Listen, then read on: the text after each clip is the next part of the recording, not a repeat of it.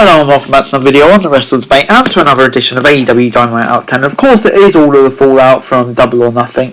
And Jerry, it's an absolutely huge show today. CM Punk became the new AEW champion. We're just a few weeks away from Forbidden Door. So maybe we'll start to see some New Japan superstars appearing on Dynamite. And plus MJF. That's the salt on everyone's lips at the moment. But we start things off with Punk and FTR against Max Caster, Colton Gunn and Austin Gunn. Cash started things off for his team. He went back and forth with Colton early on, forcing the latter tag game. Max came in as a legal man, but Wheeler had him in a hammerlock and tagged the new world champion. Punk was only briefly and attacked Harwood in, while Austin Gunn tagged him for his team. Billy Gunn caught Harwood with a big right hand from ringside, while Austin getting a 2 count off it. Harwood then sent Austin crashing out of the ring and meant to make a tag. Punk and Wheeler were pulled off the apron as Austin and Colton Gunn double teamed Harwood.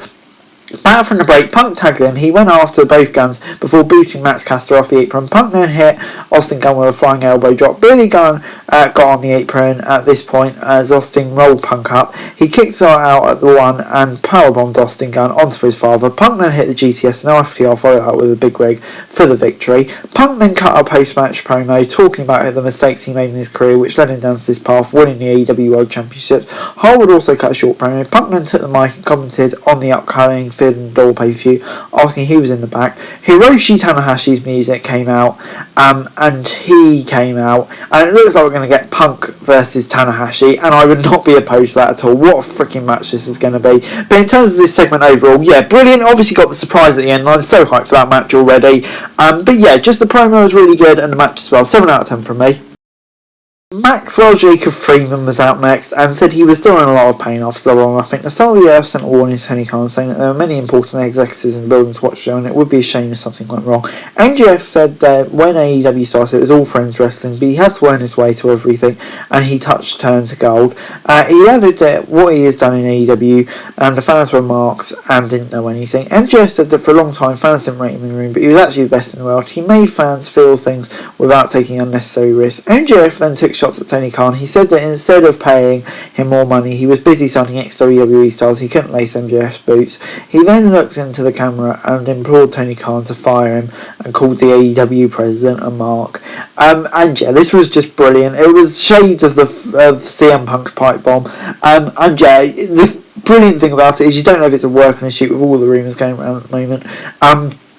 But yeah, just an absolutely unbelievable promo, and I'm just so intrigued to see where it goes from here. Just brilliant stuff. Johnny Elite was out next and he laid out an open challenge to anyone in AEW. It was answered by Miro. As the bell rang, Miro took Johnny Elite off his feet with a clothesline and followed up with a right and left in the corner. Miro was all over Elite with multiple vertical suplexes. Elite went for a crossbody, but Miro caught him in midair and hit a body slam. Elite finally got some offense in, hitting a boot and kick and followed by a standing moonsault, but Miro kicks out a one. The latter then took Elite down with a boot to the face before locking in the game over for a big win on his return. And yeah, how great is it to see Miro back? The answer is just absolutely freaking fantastic. Perfect way for him to return as well. Basically a squash match. Johnny Elite still isn't signed, so yeah, it's easy for him to put over Miro.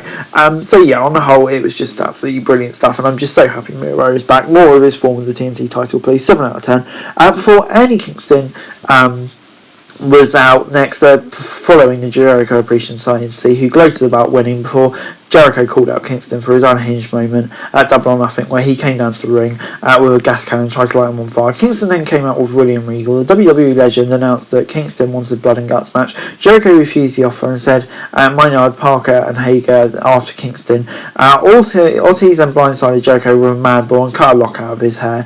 And yeah, I think it's all the direction that we knew it was heading. Blood and guts. And yeah, I'm looking forward to that match. It's going to be great. Of course, the anarchy in the arena was just absolutely brilliant. But yeah, Blood and Guts could really take it to another level, and I'm so hyped for that one.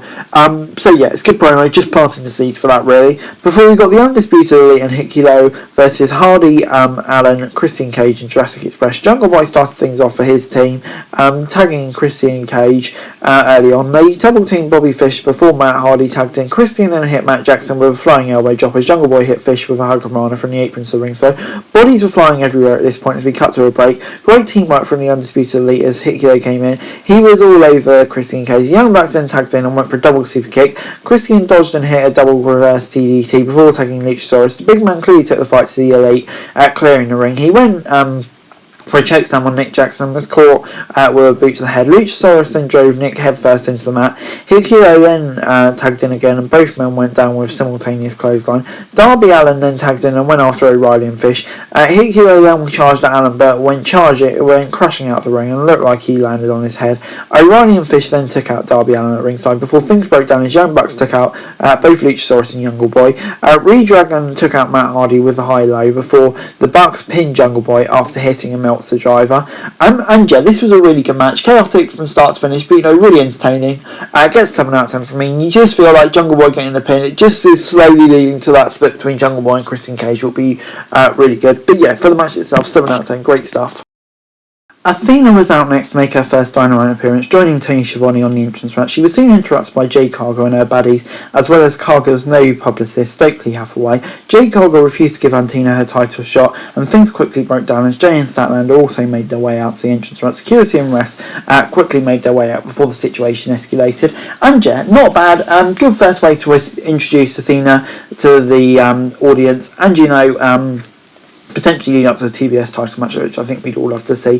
But anyway, moving on, we got Wardlow versus JD Drake next. Wardlow immediately took down JD Drake with a clothesline, followed by a repeated shoulder thrust in the corner. He followed that with a modified powerbomb slam, before hitting a powerbomb of the night. Mr. Mayhem followed that with a second to pick up a quick win. Sterling came out after the match surrounded by security and then said he was suing Wardlow for attacking security in recent weeks. Wardlow responded by powerbombing the security guy who had served him the notice. And yeah, good stuff. Wardlow just getting over. For this, it wasn't anything special, so it goes a 6 out of 10 from me.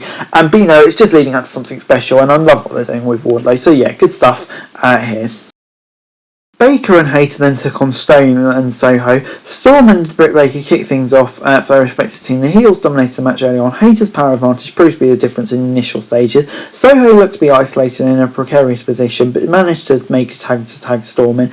She then hit Hayter with a high-angle German suplex, followed by a running knee in the corner. Hayter hit back with a DDT out to the floor before Soho took her out with a crossbody. Back in the ring, Storm planted Hayter before tagging Ruby Soho in. Hayter then blocked Soho's back heel trip and took her down. Hayter tagged out. Soho tried to roll Baker up, but she kicked out. Soho then followed out with a future. Baker then tried to lock in the lockjaw. She then tried to roll up, but only got a 2 count. Soho then hit Britt Baker with a destination unknown to pick up the win. Hayter wasn't happy with the loss. She took Britt Baker's own heart cup belt and took out both Storm and Soho.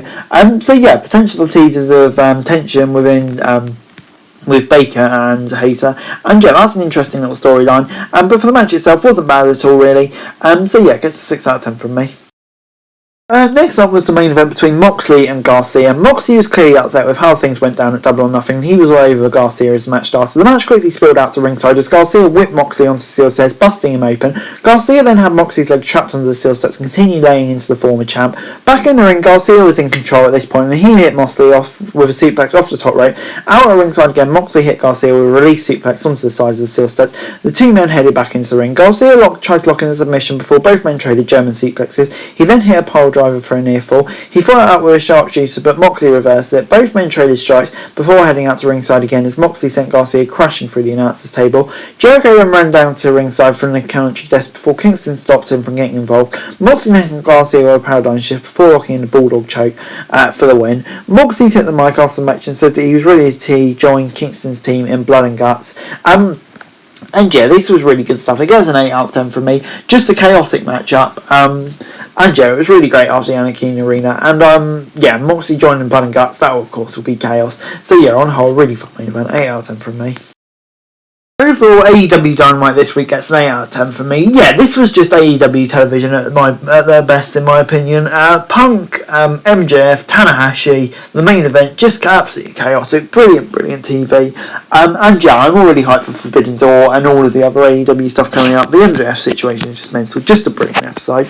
But anyway, guys, that's it for the video. Thanks very much for watching. Remember to like, share, subscribe. Put any thoughts, comments down below. Follow on Twitter, subscribe for daily wrestling news. And subscribe to my channel, that would be greatly appreciated. Thanks very much for watching. Peace!